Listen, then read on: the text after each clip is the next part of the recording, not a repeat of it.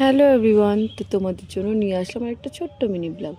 তো ছোটদের অনেক অনেক ভালোবাসা আর বড়দের প্রণাম জানিয়ে ভিডিওটা শুরু করছি।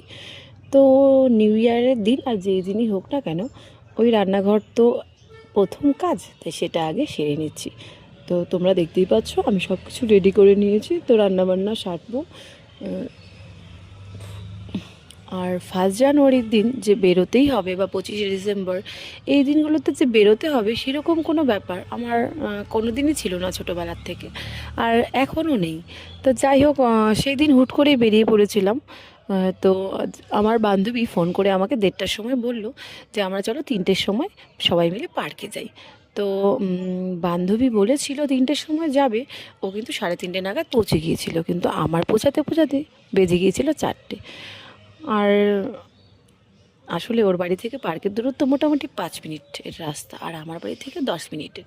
তো দুজনেই চলে গিয়েছিলাম, আর আগে থেকেই বলে রেখেছিলাম তুমি কিন্তু আমার জন্য টিকিটটা অবশ্যই কেটে রাখবে।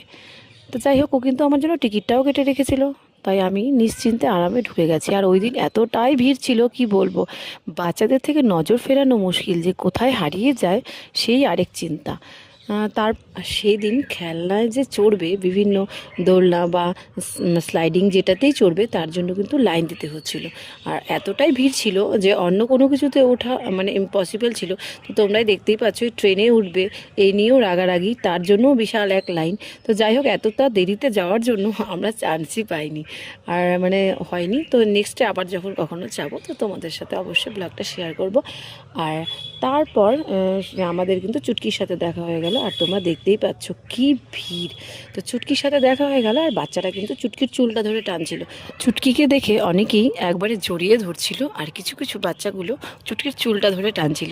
তো যাই হোক, আমি যদি ছোট থাকতাম তাহলে আমিও তাই করতাম, যদিও বড় হয়ে গেছি তো এইসবের আর কোনো ইন্টারেস্ট নেই। আর তো তারপর আমরা কিন্তু পার্ক থেকে বেরিয়ে গেলাম, এখন চলে গেলাম মোমো স্টলে। তো আমরা খাবো মোমো, সবাই ঠিক করলাম যে আমরা কিন্তু ফুল প্লেট মোমো খাবো। তাই এখন মোমোর জন্য অপেক্ষায় বসে আছি। সেখানেও ভিড়, কেননা সেই দিন মোটামুটি সবাই বেরিয়ে পড়ে ঘুরতে। আর তার জন্য আমরা একটু সময় বসেছিলাম। তো গরম চলে আসলো, গরম গরম চিকেন মোমো, আর মোমোটা ছিল ভীষণই সুস্বাদু। তো তোমাদের কেমন লাগলো ভিডিওটা অবশ্যই জানিও। তো চলো আমরা এবার মোমোটা খেয়ে নিই। তোমাদের সাথে আবার দেখা হবে নেক্সট ভিডিওতে। আমার এই ভিডিওটা কেমন লেগেছে অবশ্যই জানিও, আর প্লিজ লাইক আর কমেন্ট করতে